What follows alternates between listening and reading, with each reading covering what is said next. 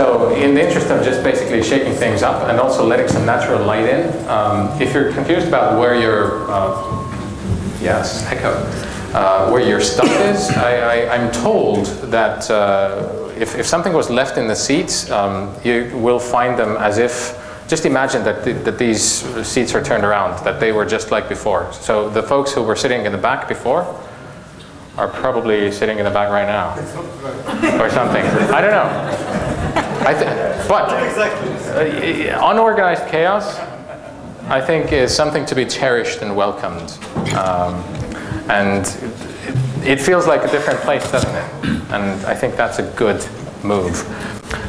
So that was one change. There's going to be another one. Remember those 3 guys that presented before? We're going to have 2 guys now, and they're not going to present. Instead, I'm going to ask them a couple of questions.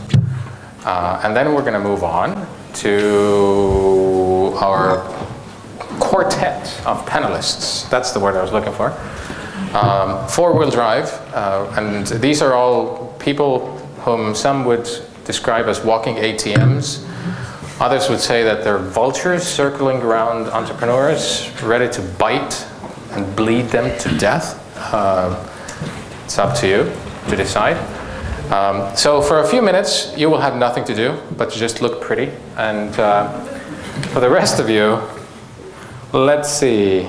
We'll have a gentleman from Bulgaria, Auto 3P, Emil Dimitrov. Come over here. I think I have an extra mic for you. Yep. There you go. So, thank you. What? It's not working. Can you turn the extra mic on, please? So there is one switch there. On it is. Okay. Now he will start beatboxing. No. What we'd love to hear from you is, briefly, what is it that your company does? How are you changing the world, if that's your ambition? How are you changing whatever you're changing? Tell us briefly. Okay, my company, Auto 3P Bulgaria, is a software company. And why do I think that we change something? Because in the very beginning, we decided to believe ourselves and to be brave that we can change something. We're a software company, we're building software, and we're trying not to automate the existing processes, but to create something new, to create new, something happens, to create new ideas and to introduce the new ideas. That's what we change. Okay, but what are you doing? What do you do? I actually did not get that right now. Yeah, okay. You do software, you try to get new ideas, you try to be brave, but how does that manifest itself? Yeah, well, we are producing software and we are selling services with the software to our clients. We are working for insurance companies and automotive business in Bulgaria. I believe that we can be successful not only in Bulgaria, because in Bulgaria our model is very good. We have 70% of the market now. There for 7 years. So the point is that when we believe, when we are brave to start with something new, then it just happens. No, it's not like this. It's not like just happens. So you have to know that you have to look. You have to try to look for something new. It's not something which comes alone and without to expect it and without to be prepared for this. All right. So what are you most proud of? What have you done? Something that people will look at or relate to? A project, something that you'd like to... we have a system which is called Smart Claims, and all the insurance companies are making their vehicle damage estimates with this software, with our software. Before our system, they used to make this in an old-fashioned way on papers, and without expertise, without data. Now we introduce the power of information to the insurance companies and to all the automotive business in Bulgaria. Alrighty, well, that's Emil Dimitrov for you. He's going to be around. If you need some software, thank you, everybody. And yes, I will have the beatbox machine this is warm now. Filip Topol from Interaktivni Studio in Croatia. There you go. Interactive studio. Yes. That's great. So yes, it is. It's a studio that interacts with something. With our customers, yes. We're the biggest social media agency in the region. Mm-hmm. But what we would like to present today is our new product and also startup, and it is called Media Toolkit. What does it do? Basically, what it does is data curation, and then analysis of that data gives us some statistics that can help us predict the future and what will be popular in the future.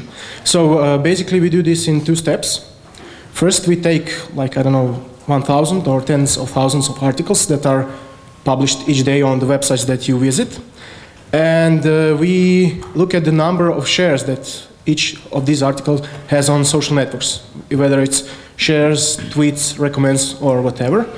And we calculate what people are talking about, what is popular, what is viral. And we give you a list of 10 or 20 of the most popular stories that day. So you don't have to read all the articles, you get just what is important. And the second step, once we have that data, we use that data to predict future, to see what will be popular in the future, what kind of content will people like in the next day, or what kind of content will rise to the top of the charts and be popular, or what the people will be talking about. How do you make money?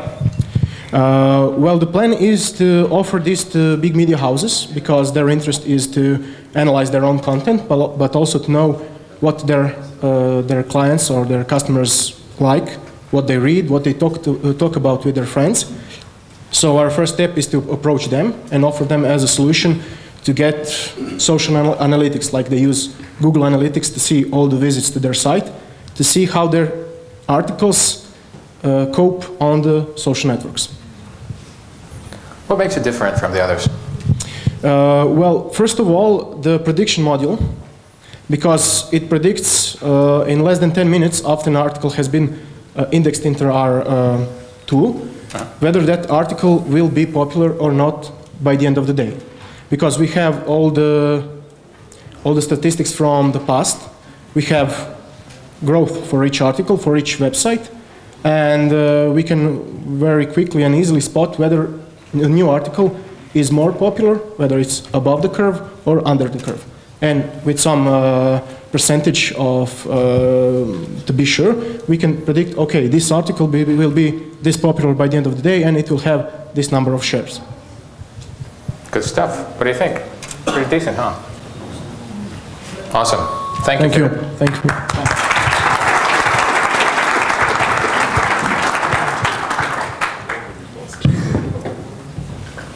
There you go.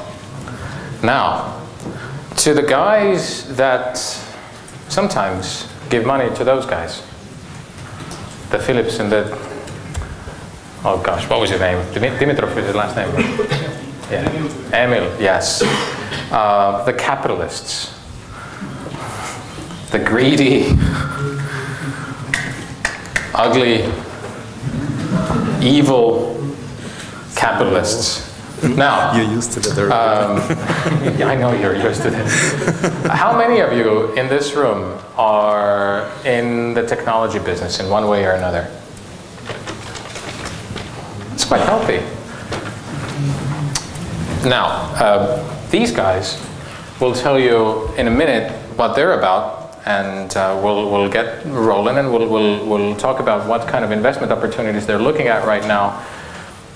What kind of ideas they're getting, the mistakes that young companies are making, the differences between looking for capital in Europe and looking for capital in the US, and also the value that they're adding besides money, and the dangers in getting yourself involved in venture capital.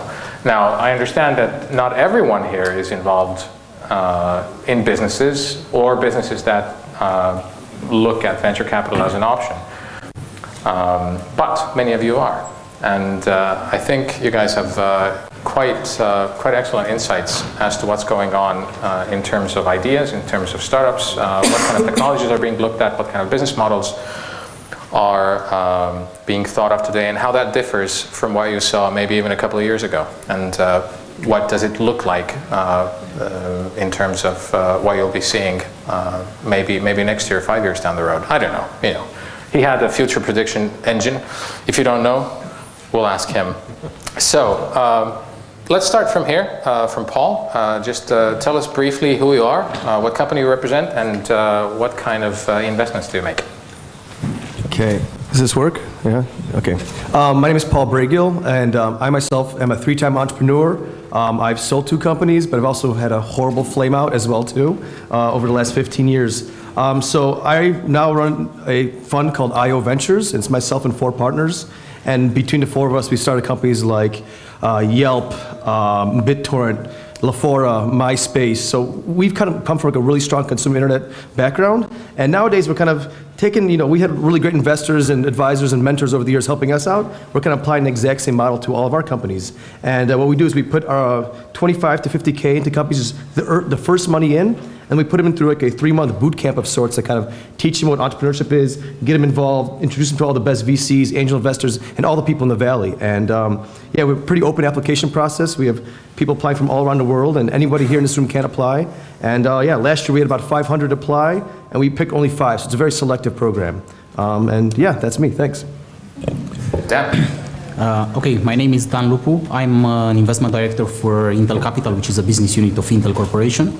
We act as a corporate venture capital organization, meaning that we make financial investments in companies that are relevant for us. And by relevant, I mean anything that touches technology in some way or another. So if your company produces, stores, transmits, or processes digital information, this is something that is potentially interesting for us. We are quite a flexible organization in that we invest from anywhere from $1 million to, we don't have a practical limit. But we always we take a dual approach to engaging companies, and I will talk a bit later about that. But I think that the best thing that can give you an idea is that we help you grow once you develop the product and you do have a market. We help you grow in the global markets, because we do have a presence in more than 20 countries. We already made investments in more than 48 countries so far. Okay. All right. My name is Oliver Olli. I'm from Vienna, Austria. I'm still an entrepreneur, so I'm not yet a VC. I'm not going to be a VC next week. So no more bashing. We're closing our fund next week. So I myself have been in the internet and mobile space for 15 years as a founder. Sold my company in 2006.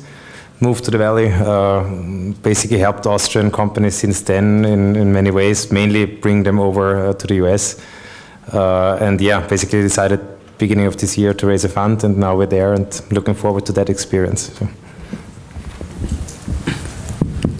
So. My name is Jure. I'm running the biggest VC fund in Slovenia currently. I had a lot of presentations in the past to write this audience, so I'll just say that we are investing somewhere around $1 million for minority shares, and most probably, our model is to invest in early stages here, and then find some other investors in US or some other countries, and just co-invest with them in later rounds. All right. Now, this get-together here, I think it had some keywords in there about the future and redefining stuff, and what else was there? Where's the big banner? Oh, there it is. Game-changing and all of that stuff. Why do you need to know? A lot of it future-directed. The folks that come to you for help, support, competence, money, these are the guys that we don't necessarily see as consumers or businesses for quite some time, unless they already have a functioning product that has been marketed and that's widely, broadly available. And sometimes it's different. But you get access to ideas and executive teams and business models before most people do.